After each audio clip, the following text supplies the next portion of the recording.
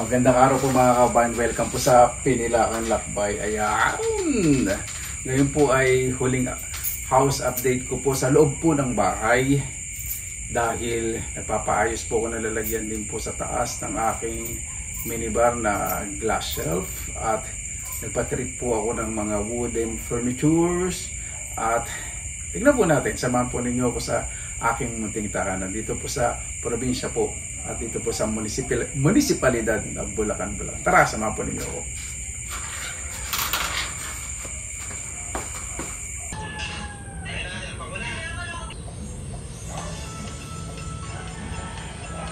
Ikaw ba yung gagawa?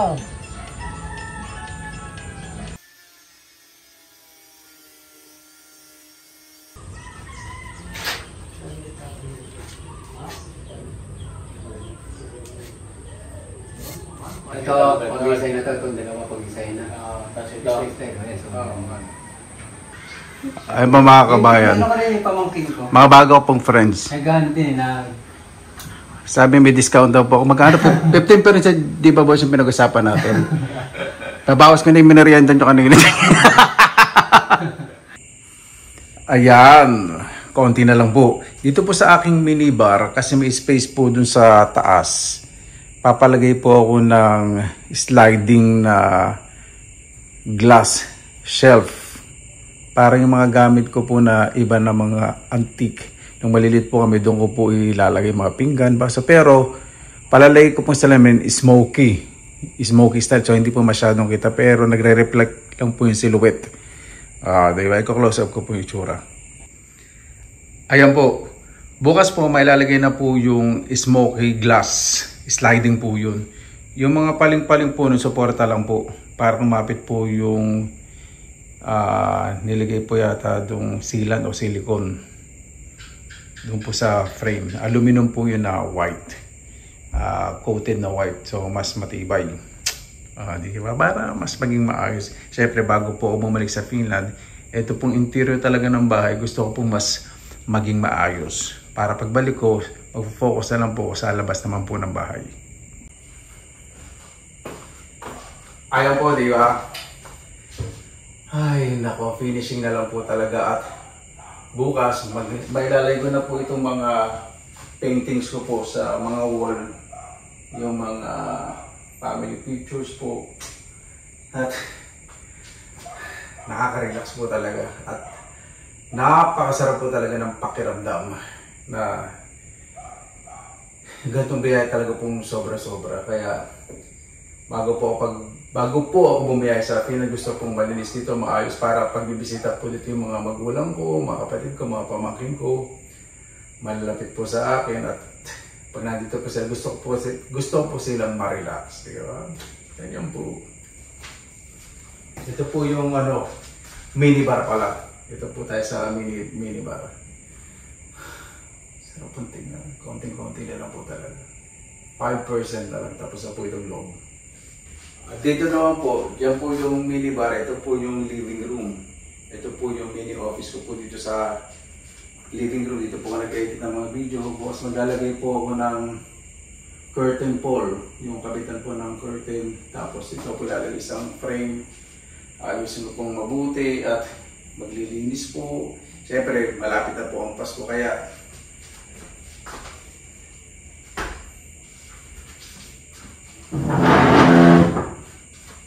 yan.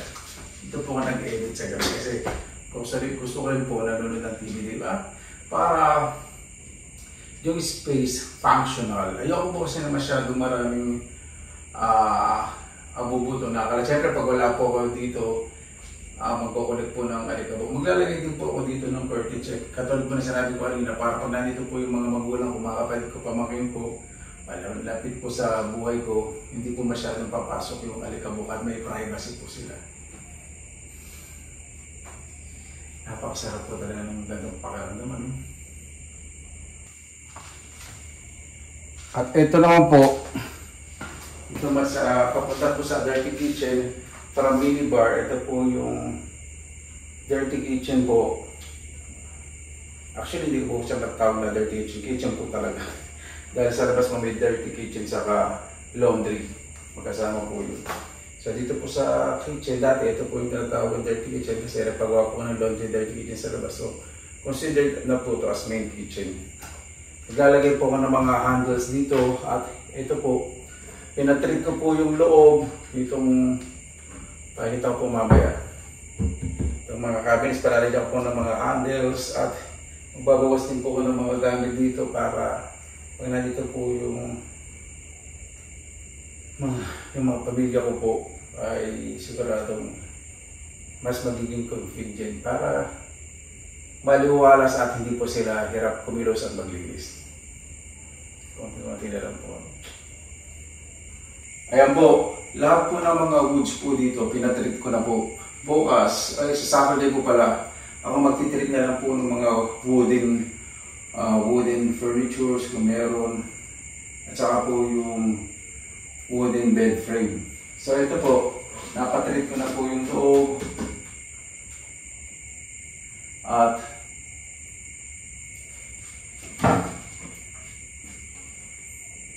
maayos naman po. Ito treated po yan, hindi po ito pintura kaya pag matagalan po ito. Kahit na umusok po dito, oil finish po kasi ito eh. Tapos yung treatment po dito kahit na umusok po nagluluto. So hindi po siya mangingitim. Ito po kasing dingding, tile finish po yan. Hindi po yung pintura. Kaya mas madali pong linisin. O diba? Lalo na po may mga handles po. Ay, nako. Kala, gusto ko lang bumuksan. Dito naman po sa other side. Ito pong bench na pinaka-customize ko po. Gusto ko po talaga dito sa kusina kasi ganda ko.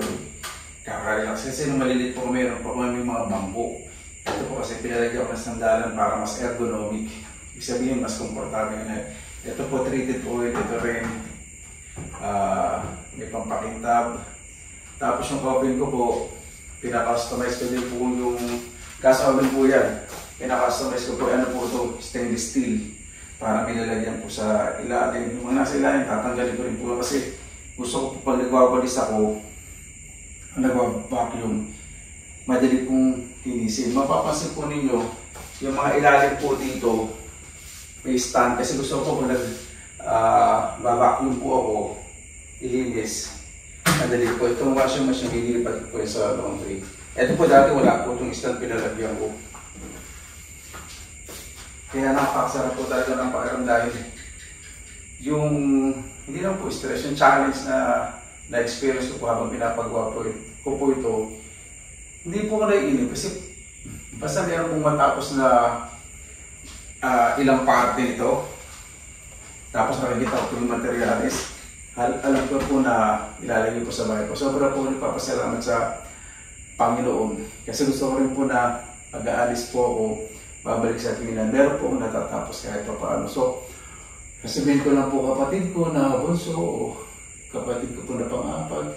Kung may diferensya dito sa bahay, paggagawa, kapipintura, message lang po nila ako. Siyempre, ito rin po sila minsan matutulog para naman mas maging komportable sila. Kasi inisip ko po talaga lang yung safety at yung comfortability para hindi ko lang po kasi inisip ang sarili ko eh. Dahil yung mga ganitong bagay naman po minsan na po dumating sa buhay po natin yan. Bakit na po natin pagdadambot, diba? Kasi gusto kong maranasan yung mga mahal ko po sa buhay na naranasan ko po ngayon. Kung wala po ako dito, basta dito lang po sila. Hindi ko na po inisip kung may masisirang gamit dito o kaka-diferensya. Kasi pagbalik ko naman po, yung gamit po, napapalitan naman, di ba? Pag-iipunan ko, basta kami, nagtatabi naman po kung pera, kung may saring masisira. Kasi hindi naman po natin maiiwasan po, hindi ba? Kaya pag nandito, gusto ko na po, basta mag-enjoy lang po sila. Miss ko lang po kasi yung magkasama po ang magkakapatid masaya na nag-share. Kaya ganyan po yung ginagawa ko na kung ano po yung kinakain kong masarap, natitikman ko, inaranasan ko ngayon, gusto ko nararanasan din po nila. Ang magulang mga kapatid, mga pamangkin ko.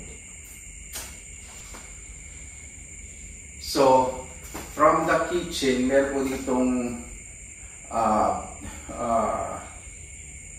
walang pintuan na, basta ito po, daanan na may frame. Kaya nilalagyan ko po talaga ng partition. Siyempre, pag nagluluto po, yung usok, hindi po didiretso sa living room. Saka meron pong sliding window po doon para po hindi umamoy. Kasi dito po ako natutulog madalas sa living room kahit tanghali. Kapag nandito po yung bayan po ng kapatid ko, nagluluto, kung sino po yung nagluluto po dyan, minsan humigit po ako dito. Kaya hindi ko po naaamoy po yung iluluto. Hindi po minsan, dito rin po natutulog sa gamit dito sa living room. Pupunta po tayo sa bedroom at sa CR. From minibar, papunta po sa kwarto. So talagang napintura na po ng malinis. Doon po yung hallway, dito po sa kwarto at sa dulo po yung CR. Kaya yung usability, ibig sabihin yung function ng house para po sa akin madali pong kumilos, maaliwalas, at yung kung nandito po yung magulang ko, madali po silang makapunta sa CR kasi malapit lang. Kung maglalakad sila, pwede nilang tuntun yung kamay nila dito at diretso na sila dito sa sopa. Manunod po sila, di ba? Dito naman po sa CR, ayan. Medyo naglalagay po ako ng mga drum. Lilinisin ko rin po yung flooring dahil sa humidity minsan nagkakaroon po ng kulay. Then, naligo po kanina kaya hindi ko nalinis yun. Mga libag ko yun. Yan, yun po yung shower. At meron po yung dalawang bintana para nagsisirculate po yung hangin. Ito po yung lababo, toilet bowl. At meron po akong organizer po dito para sa mga. Meron din po yung stand para madaling linisin. Ilalim may gulong din po yan nauusan. At may laundry basket na may takip para pag may mga insekto hindi po papasok. Sa pagitan po ng CR sa kadang kwarto, meron po diyan mga shelvings at saka yung traveling luggage ko po diyan nakalagay. So yung mga toiletries, yung mga gamit ko po sa pagpapaligo, siya po nilalagay. At meron po ditong malaking bintana na napapagkamalan laging flat screen. Para pagdungaw at pagdaan nila, alam niyo naman, di ba? Kailangan kami mga salamin. Lalo yung mga pinsa ko nagmamaganda at feeling ko up na kaya magpakabong. Yan. Lagi po silang nandyan. At dito naman po sa bedroom, ayan. Guest room din po ito. Ayun po yung higaan ko. Diyan ko po nilalagay. Kasi sa living room po ako natutulog. Nagpa-laundry po kaya nag-ayos-ayos pa po ako ng mga damit. Ito po yung loob. Kaya kapag may mga guest po, ayan, meron po ditong working space na pwede nilang ilagay. Yung convenience po. Spacious naman po dito. Saka ako po maglagay na masyadong anik-anik sa wall kasi gusto ko po simple pag nasa kwarto, hindi sila madidisturb para makatulog sila o kaya makapagtrabaho po sila ng maayos. Paano po mga kababayan? Bukas po makakabit na po yung smoky glass, sliding glass po doon. At yung balikbayan boxes pa sana dumating po before Christmas para mapakabit ko na po yung mga ibang hilo sa ilalim ng kitchen cabinets at yung mga handles. Ay, gusto ko po syempre personalize dahil gusto ko pong maranasan yung kapag nangangapit bahay po kami nung araw nakikibid ng TV, tumitingin po talaga ako sa gilid ng mga bahay. Kailan kaya kami magkakaroon ng ganitong bahay, uupo sa sopa. Kahit po pangarap lang nga po namin magka-semento po yung side po namin sa kusina kasi kusina po namin sa baba talagang lupa po. Kaya nung unang nasemento po yung yung kusina po namin sa baba, talagang linis po. Pinunpunas ng basahan, talagang umigaw po kami, sabi na lamig. Tuwan-tuwa po yung nanay ko po, nasa Saudi po yung father ko. Kaya yung time po na hindi ko po makakalimutan na sobrang tuwa po ang nanay ko na mangiyak-ngiyak. Nakikita ko po yun sa kanya na hindi ko pinapansin. Kasi yung mga ganun pagkakataon, di ba na sa sobrang saya, di ba? Tapos nangyayari po yung mga gantong bagay na sobra-sobra naman pong binigay ng Panginoon na bakit natin yung pagdadamot po, di ba? Lagi ko pong nababanggit sa inyo na opo, isa lang po ang buhay po natin pero araw-araw po tayong nabubuhay. Kaya mas mag-focus po tayo sa positive sides, magbahagi, lalo na po ngayon malapit na po Pasko, magmahalan, magbigayan. Yun po kailangan po natin yun kung nangangarap po tayo ng kapayapaan po sa buong mundo. Paano po? Maraming salamat na po sa inyo oras na ilan sa Pinilakan Lakbay. Basta lagi po tayong positive vibes, good vibes. God bless. Ingat po lagi. Magandang araw. Laban lang.